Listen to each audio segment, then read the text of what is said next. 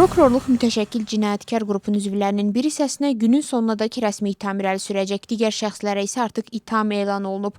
Bundan sonra məhkəmə onların barəsində həbs qəti imkan tədbirinin seçilməsi məsələsinə baxacaq. Söhbət ABŞ və Kanada vizalarının alınmasında yardım təklif edən qruplardan gedir.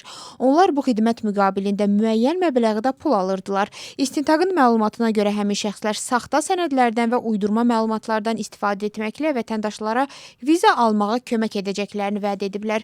Ümumilikdə 3 nəfər saxlanılıb, 6 nəfər barəsində isə axtarış elan olunub.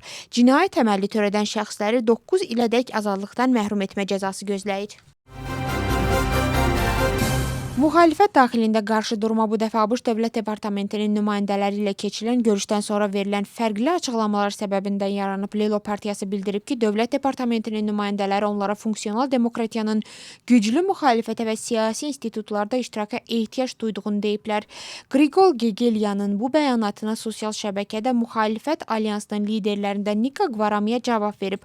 O bildirib ki, Amerikalılar belə bir fikir səsləndirməyiblər və Gegelya yalan danışa bilər. Öz növbəsində Gegelya Qvaramiyanı qeyri-səmimilikdə və ingilis dilini bilməməkdə ittiham edib. Xatırladaq ki, ABŞ Dövlət Departamentinin nümayəndə heyəti ötən həftə həm hakimiyyət, həm də müxalifət təmsilçiləri ilə görüşmüşdü. ABŞ və İran arasında qarşıdurma davam edir. İran ABŞ hərbi bazalarına və Hörmüz boğazı yaxınlığında yerləşən bir gəmiyə zərbə endirib. Tehran bunu ABŞ-ın İranla əlaqəli neft tankerinə və Keşm adasına həyata keçirdiyi hücumlara cavab olaraq etdiyini bildirib. İran tərəfi Bəhreyndə yerləşən ABŞ-ın 5-ci donanmasının qərargahını vurduğunu iddia etsə də, ABŞ hərbçiləri bunu təkzib ediblər. Bundan əvvəl ABŞ qüvvələri Keşm adasında müdafiə xarakterli zərbələr endirdiklərini açıqlayıblar. ABŞ Mərkəzi Komandanlığının məlumatına görə əməliyyatdan əvvəl İran region ölkələrinə qarşı ballistik raket hücumları həyata keçirməyə cəhd göstərib. Məlumata əsasən İranın hücumu nəticəsində Küveyt beynəlxalq hava limanı zədələnib. Hava nəqliyyatı müvəqqəti dayandırılıb və yaralananlar var.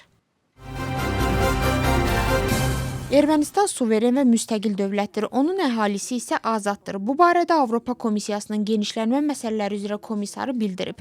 Marta Kosun sözlərinə görə o Ermənistanın Xarici İşlər Naziri ilə məhsuldar telefon danışığı aparıb və söhbət zamanı Avropa İttifaqının Rusiyanın artan iqtisadi təzyiqləri fonunda Ermənistana dəstəyini bir daha təsdiqləyib.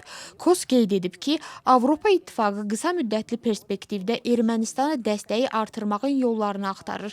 Həmçinin Cənubi Qafqazda ticarət və enerji əlaqələrinin gücləndirilməsi istiqamətində işlərin sürətləndiriləcəyini vurğulayıb ki, bu da Ermənistanın qonşu ölkələrə iqtisadi əlaqələrinin inkişafına töhfə verəcək.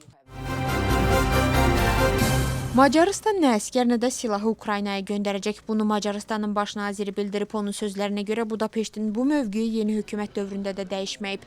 Peter Madyar Friedrich Merzlə keçirdiyi birgə mətbuat konfransında Avropa İttifaqı məsələlərinə də toxunaraq bildirib ki, veto hüququndan yalnız milli maraqların müdafiəsi zəruri olduqda istifadə edilməlidir. Almaniya kansleri isə qeyd edib ki, Ukraynadakı Macar azlığı hüquqları kimi Macarıstanla bağlı iki tərəfli məsələlər ayrıca müzakirə olunmalı və həll edilməlidir.